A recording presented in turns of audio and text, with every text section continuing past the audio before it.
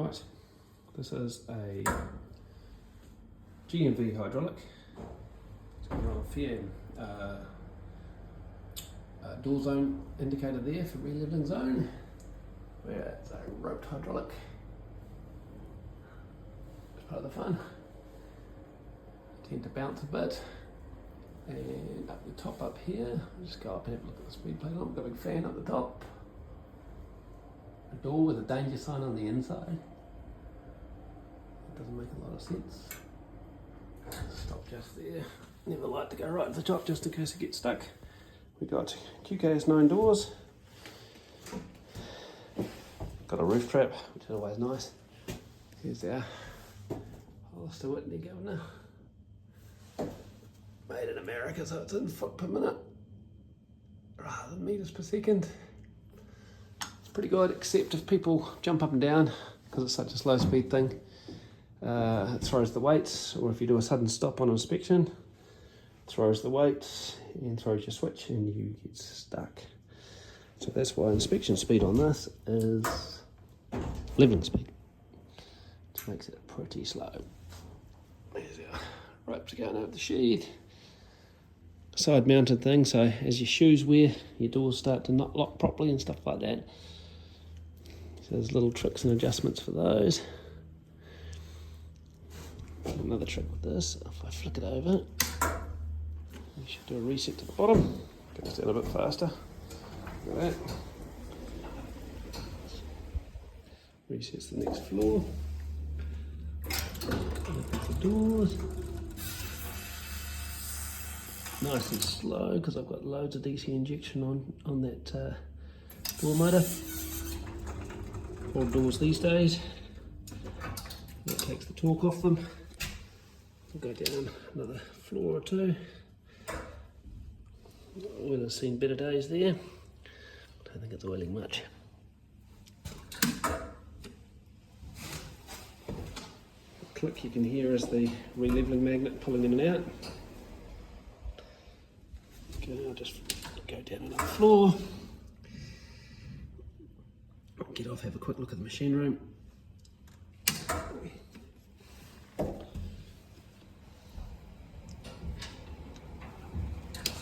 Stop it there. There's our ram seal, ram pipe, leak off pipe going back. Machine room window and car park. Get off this thing. Lights, normal. There we go. Call on it, should be covered down, then come back up.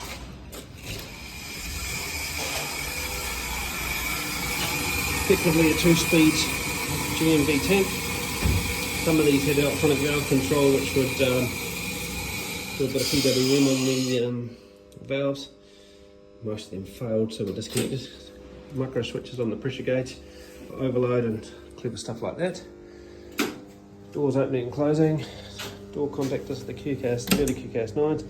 We're going to get star, delta and main and a whole lot of noise. A mechanical timer. Here we go, star. Spins up to speed. And delta. Probably be a little bit shorter. Processor board. Window. That's the timer to hold the main contactor in for 1 second after the valve closes to keep the motor spinning, so you get a much nicer stop. So the valve closes fully, it pumps recirculating oil in the tank, and then your main contactor drops out, so you don't get it all dropping off at the same time. That's a big difference. So yeah, that's about all there is to one of those. I'll go have a quick look at the lift itself.